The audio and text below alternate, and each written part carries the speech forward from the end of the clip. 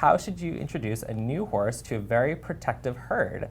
3 mares and a gelding who are all very protective of each other and don't want the new guy near their friends. And she also said, love the videos. We can put a link in the playlist with all the videos about horses moving to new barns. We've definitely have done quite a few of those, so we can put that in there for resources for you.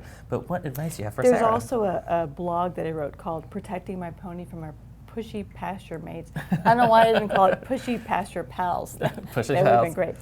So I just did this, because I just got a new horse. Yes, you did. And I found the advice I'm going to give you today just recently, but we used it, fortunately. This is what you used? Okay. Yeah, so it worked great.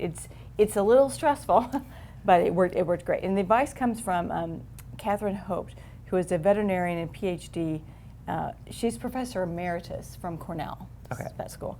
And one of the most important things is knowing your herd, knowing the individuals in your herd, know the rank. Right? So who is like head honcho and who is like low man on totem pole? And know their personalities. Like, are they aggressive? Are they welcoming? Are they food aggressive? I mean, you got to know your horses. And then while you're doing this introducing, adjust your management routine. You have to be flexible. Now here's the problem. If you board, you don't have that flexibility maybe. So I get it. It's tough if you're not the one making the decisions that owns the property. Yeah. It can be tough. So probably should pull the hind shoes. That's a smart move. Yeah, That's a smart move. Also, take a walking tour of the pasture. We did this and just made sure that the whole thing was safe. There were no broken boards. There were no protruding nails. There were no holes in the pasture because we knew there was going to be some running. Yeah. Right. This is important too. Block off any dead spaces. So hopefully your turnout areas and pastures are built without more than 90 degree, smaller, I guess, than 90-degree corners. Okay. Corners are not good because horses get trapped in them and then bad things happen. But even like if there's a lean-to or a shed or something, I want to close it off so they all can't go in there and then pummel the new guy. Yeah. Right? Yeah. That wouldn't be good. No. So this is what we did. Turn the new guy out in an adjoining paddock for 2 or 3 days. Okay. And let them get to know each other over a fence. So they can see each other, but Smell they're not, each other. but not necessarily They touch. can make those elephant noises that they do. You're like, that came from my horse, but he's so lovely. That then means your fences have to be in good shape. If you have barbed wire, if you have rickety fences, this is not going to work because the whole thing here is keeping everybody safe, right? Then we did this too. Move a middle-ranking, non-aggressive horse in with the newcomer. Okay, middle ranker. What you want is to have the new horse bond with someone that will protect them a little bit, gives them a friend, and then introduces them to the rest of the herd. Like, this is my new buddy. Interesting. So why is the middle ranking not like the lowest ranking one? Well, interestingly, the low-ranking horses, she says, might be most aggressive because they're, here's how sneaky horses are. The low-ranking horses might use this opportunity of chaos to move up in status. He's like, this is my moment. I'm going to make sure I'm ahead of this guy. Yeah.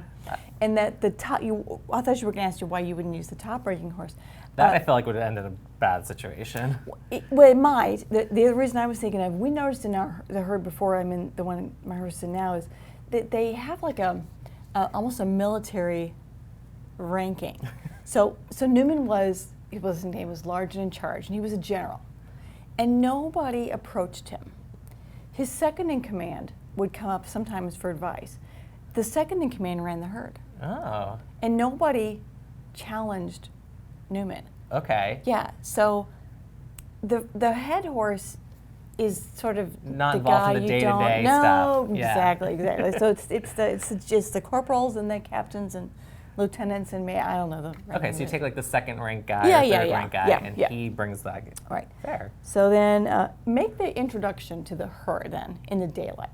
You got to be around so you can observe and watch, and you might have to go in there if something happens. Like I typically have a manure fork, lead ropes, lunge irons, gloves, helmet. I mean, I'm like ready for World War III. You don't know what's going to happen. We need a picture of that. Do it on a day that's not ungodly hot, because they're going to run around and sweat a little bit. it shouldn't be a day where there's like mud or ice on the ground. So it's, be smart about the day that you pick. Set yourself up for success. That's perfect. Well said. Okay. Also, be strategic about timing on that day of all days. Do it like after they've all eaten, because you don't want food to be a variable in that. You want them to be sort of get that routine out of the way, and then turn out to the next thing that happens, and oh look, there's a new horse. Huh? Yeah. It shouldn't be about the food. And then what you should expect is that the horses will call off the chase when they're tired. So and we noticed this. So we introduced my horse to one, and he decided Stan was his baby. Stan's your new horse. Yeah, and he wouldn't actually let any of the other horses come up. Aww. And he's like, mine. So then we said, that's great, Uncle Waldo. And then we introduced Stan to Teddy. And Teddy's more the age of Stan. He has lots of play in him. So they ran and they played face tag and they reared and they did all this stuff for about 20 minutes. And wow. Yeah. And finally, then they went, let's eat. And then they just grazed. Laura and I were like, I was done. So we went out to check him because we're like, we saw some really aggressive behavior. Not a mark on him. Really? Not a mark on either horse. Wow. And it was really rough horseplay. And we're like, wow, these big animals did all this stuff and not a scratch on him. They knew how to play gently-ish. My gosh, so let's see.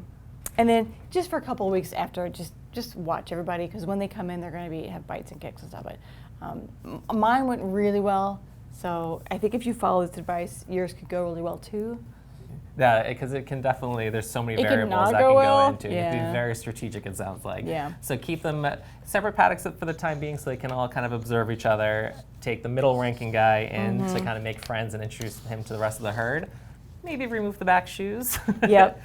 And don't make sure your place is safe. Yeah, Yep. and then make sure food is not a variable, Right, which is right. all, I think, great advice. So let us know how that works out. Hopefully your herd will be making friends shortly.